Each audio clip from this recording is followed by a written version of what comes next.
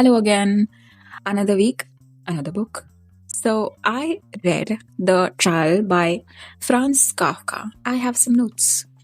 I actually have to confess something.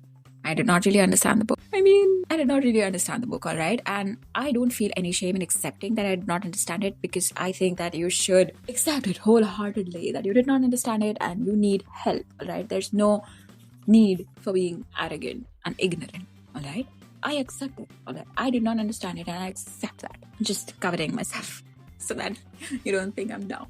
That is not funny. I'm not dumb, right? So I read The Trial by Franz Kafka. And when I was reading it, I also made a reel about it, by the way, that I did not understand a thing or what it meant. I understood the plot, all right? I'm not that dumb. I understood the plot, but I did not understand the symbolism behind the plot, all right? So then I went on Google and I searched about his literature, Franz Kafka's literature. And it turns out it is meant to be like that. It is meant to be like without any meaning. Actually, there is meaning, but it's meant to be like that, absurd. There's whole lot of nothing going on. Nobody knows what's happening. And I actually remember that Arpit Bala meme. भाई यहाँ पे क्या हो रहा है भाई यहाँ पे क्या हो रहा है भाई ये कहाँ फंस गया भाई मैं And absurd, nothing makes sense. It's supposed to be like that. So a lot of people connect this book with real life, try to connect this book with real life, our real life, what's going on with us right now. But I don't think that it's supposed to be like that. I don't think it is supposed to be a dystopian novel. I don't have much knowledge. These are just my thoughts. I don't want angry people in the comments like in my last video. I think it's meant to be like satire. The story is not funny at all, but it's meant to be like that, It's meant to be satire. I'll begin with the plot of this book, all right? So our protagonist, Joseph K., wakes up one morning, on his birthday morning, by the way, wakes up and finds two policemen in his room. And they say that they're there to arrest him. When he asks, why are you arresting me? They say, we don't know. All right? That is basically what they said. They don't know why they're arresting him. They just have orders and they have to arrest him. And no explanation is given, no reason is given, no warrant, nothing. They just tell him that he's arrested. And then they ask him to go to work. So it's not like arrest, but it is arrest. And he is baffled by all of this. Now, there is no reason given. And Joseph K. is a reputed bank worker, right? He works in a bank and he has a lot of power. He has a lot of people working under him. And he loves his job, all right? After a week, he is summoned by the court and he has to be present in the court. But at what time should he be present? It's not mentioned. It's what place exactly is not mentioned. So he doesn't know where to go. He doesn't know when to go, all right? Trial actually takes place. He fights for himself. Now, what happens is that he notices that there are people in the court, all right? The court is filled with people, but some of them are actually applauding to whatever he's saying, and some of them are just nodding, and some of them are just not replying anything. And then later he realizes that nobody's actually on his side. They're just doing whatever they want, all right? Nobody's actually on his side. The judge is also someone who is not passing a judgment, all right? He's just, referring his books. And nothing much happens after it, and he's not summoned to court after the first trial also.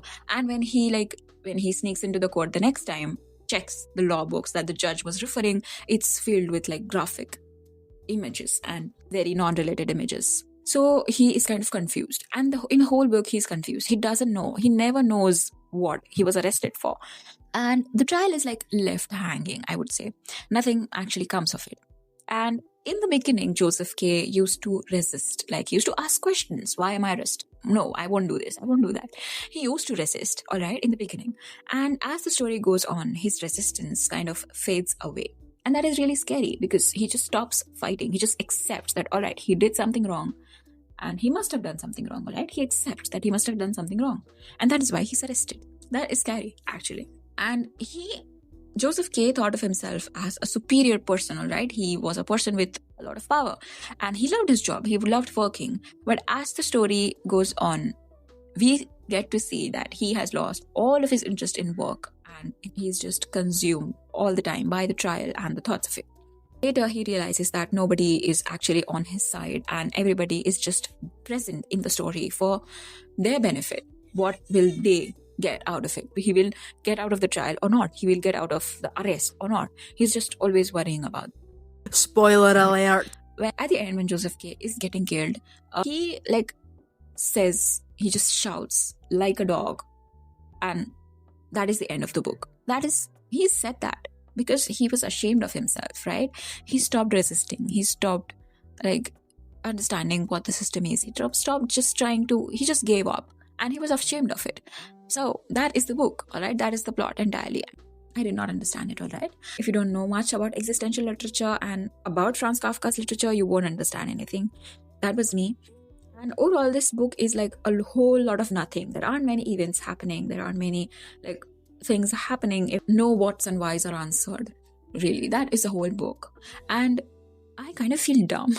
Making this video, I'm feeling dumb. I did not enjoy it, but I'm scared to admit that because I really want to read his literature. I really want to get into Franz Kafka's literature. Some people also believe that his writings were inspired by real life events that were happening in the world that then. If you're already into such sort of literature, then you will enjoy it, and then you will understand what the book is, then you will, enjoy reading it. Otherwise, if you're not into that kind of literature, then don't go in, because I was lost. I'm not scared to admit that I was lost. Alright, I was really lost. Me personally, it was not my cup of tea at all. Yeah.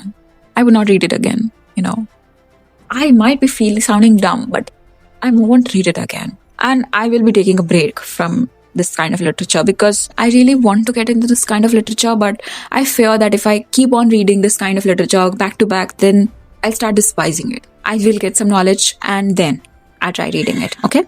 If you still want to read some of Franz Kafka's work, I would suggest that you go with The Metamorphosis. And I read it and I enjoyed it.